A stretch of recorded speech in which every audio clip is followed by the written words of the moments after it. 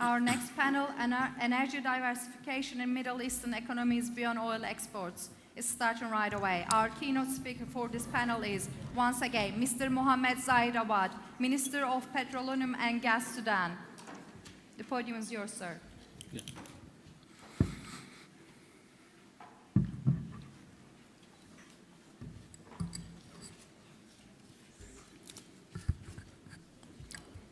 بسم الله الرحمن الرحيم. بسم الله والصلاة والسلام على رسول الله. الإخوة الحضور الكرام، السيدة والسيدات، السلام عليكم ورحمة الله وبركاته.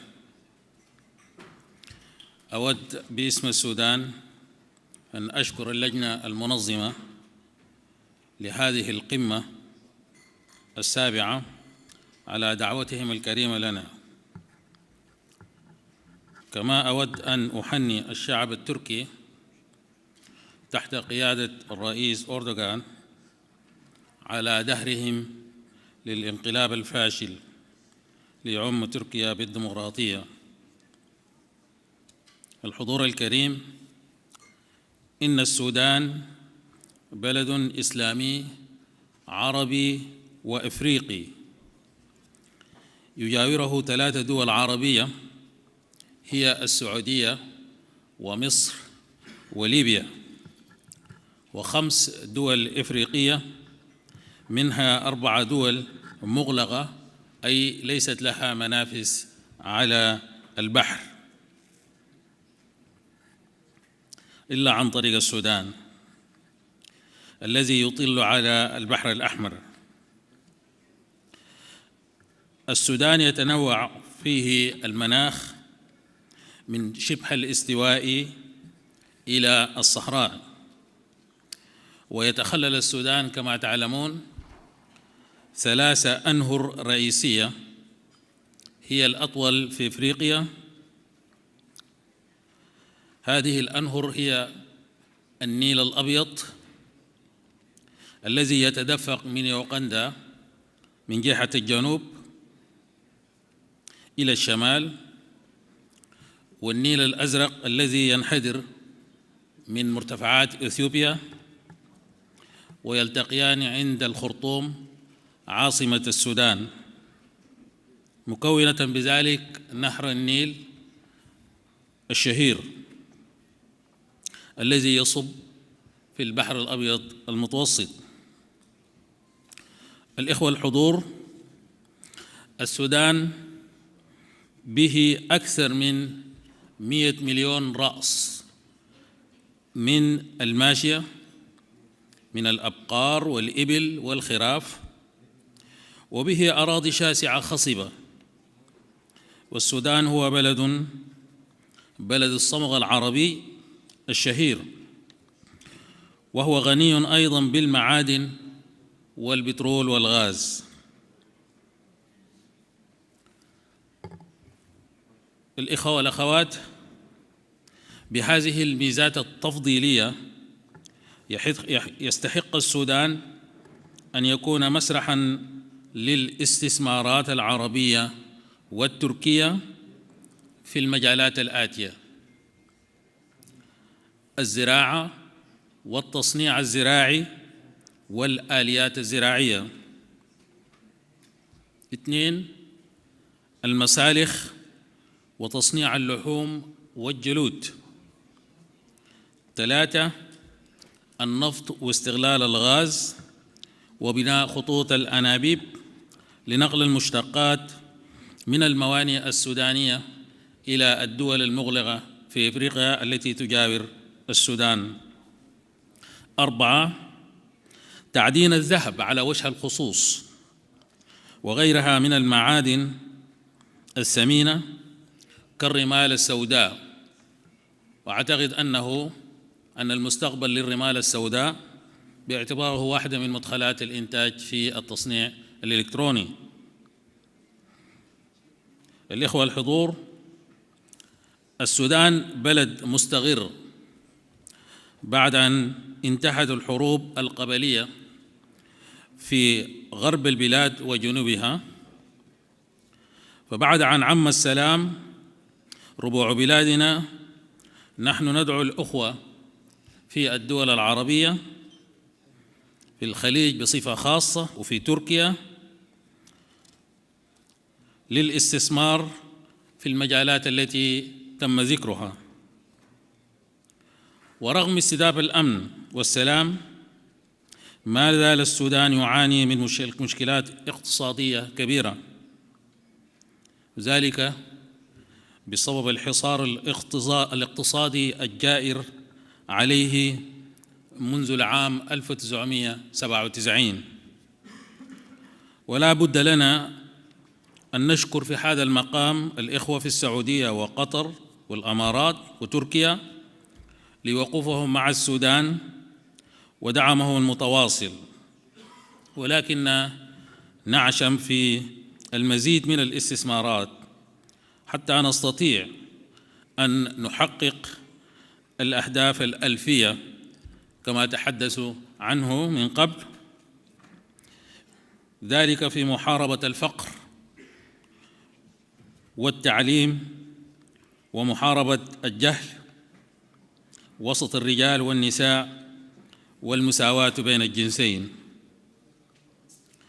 إما في مجال الطاقات الجديدة والمتجددة، فإن السودان غني بموارد متنوعة من الطاقات كالمياه الهيدرو باور، وقد ذكرنا قبل قليل كمية المياه التي تتدفق على السودان، والطاقة الشمسية، والسودان معروف بشمسه الساطع، وكذلك الكتل الإحيائية أو البيوماس، بالإضافة إلى النفط والغاز. ولقد بدأ الاهتمام بالطاقات الشمسية بصفة خاصة والطاقات المتجددة بالسودان مبكراً. كان ذلك من خلال الأبحاث التي تم تجربتها في جامعة الخرطوم في العام 1955، حيث تم أول اختبار لتوليد الطاقة من الشمس، ومن ثم تأسيس معهد الطاقة الشمسية في السبعينيات من القرن الماضي، وتطور ذلك إلى معهد أبحاث الطاقة حالياً. وقد استخدمت الطاقة الشمسية بصفة خاصة في المناطق الريفية بصورة فعالة، وذلك في ضخ المياه من الآبار واستخدامه في تشغيل الثلاجات في المستشفيات لحفظ اللقاحات، وكان ذلك بدعم كبير من المنظمات العالمية. وبالرغم من الخبرة الطويلة ووجود المصادر أو مصادر الطاقة المتنوعة، إلا أننا تخلفنا كثيراً في تنمية واستخدام تلك الموارد. والسبب هو أن المانحين أوقفوا تمويل المشاريع، وضرب الحصار على السودان، وقد أثر ذلك سلباً على نقل المعرفة إلى السودان وتدريب الكوادر الوطنية. الإخوة والأخوات الحضور، نحن نقول إن للسودان مستقبل زاهر في مجال الطاقات البديلة، والدولة عازمة على تحقيقه، ذلك بدعم من الإخوة الأشقاء في تركيا وفي الدول العربية ومنطقة الخليج. نقول أن مصادر الطاقة البديلة الجديدة والمتجددة تحتل فقط حوالي 4% من الطاقات في العالم، وما زلنا نعتمد كثيراً على الطاقة الأحفورية، وسيظل الأمر كذلك كما ذكر الإخوة قبل قليل. ذلك أن الطاقات الجديدة والمتجددة ما زال يعاني من إشكالات تم ذكرها ولا أريد تكراره. اسمحوا لي الإخوة الحضور أن أقول شيئا عن المرأة في السودان. تتمتع المرأة في السودان بمساواة في الحقوق والواجبات، فهي تحصل على نفس الراتب الذي يتقاضاه الرجل بنفس الوظيفة، وعلى ذات الراتب التقاعدي، وقد كفل لها قانون العمل هذا الحق. أيضا نجد أن المرأة تشارك في الهيئات التشريعية بنسبة 25%، وهي موجودة أيضا في الهيئات التنفيذية. ولما كان المؤتمر، وطالما أن المؤتمر يتحدث عن المرأة وعن التكنولوجيا والاتصالات والعالم الرقمي، فيسعدني أن أقول أن وزيرة الاتصالات والتكنولوجيا في السودان هي امرأة.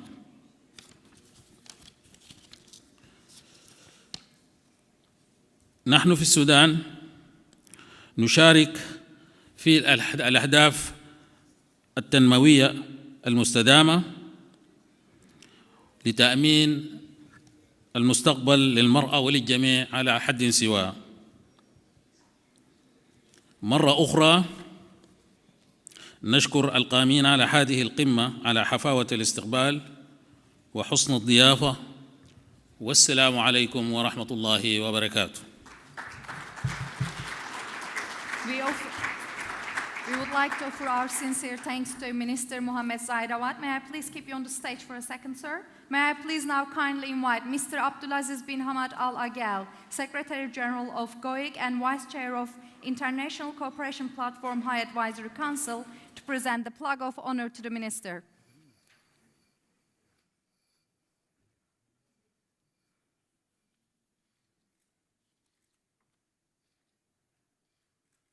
Our deepest thanks to the Minister again once more.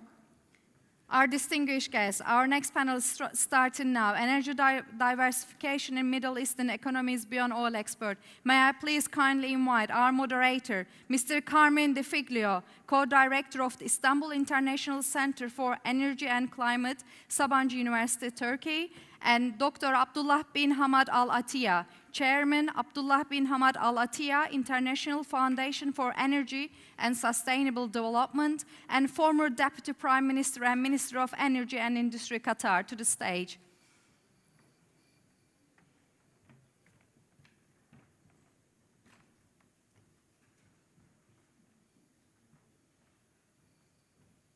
The stage is yours, sir.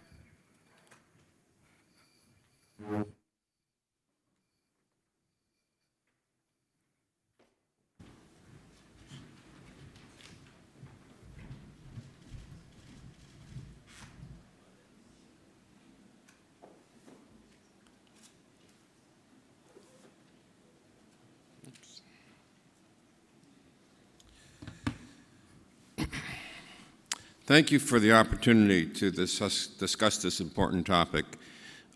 In order to get us started, I'd like to go over some of the conditions in the overall oil market that have increased pressure on oil exporting countries. And the slide that's you're looking at right now shows that contrary to many beliefs in the past, the most urgent problem for oil exporting countries is not that they're going to be running out of oil. If you notice, the red lines are the proved oil reserves in 1980, and the blue lines are the proved oil reserves in 2014, and you can see the remarkable increase in proved oil reserves over this period of time.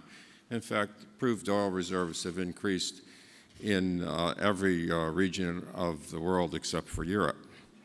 So I think we would have an entirely different discussion if I started to get into why I believe that this growth in oil reserves is going to continue into the future because of technology and other factors.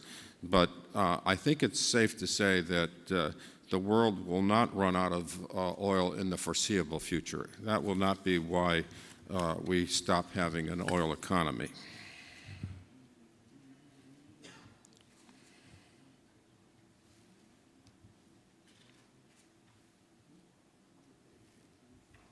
Excuse me. I'm sorry. Okay, I think I understand this now. So what are the challenges to the oil exporting countries if it's not running out of oil?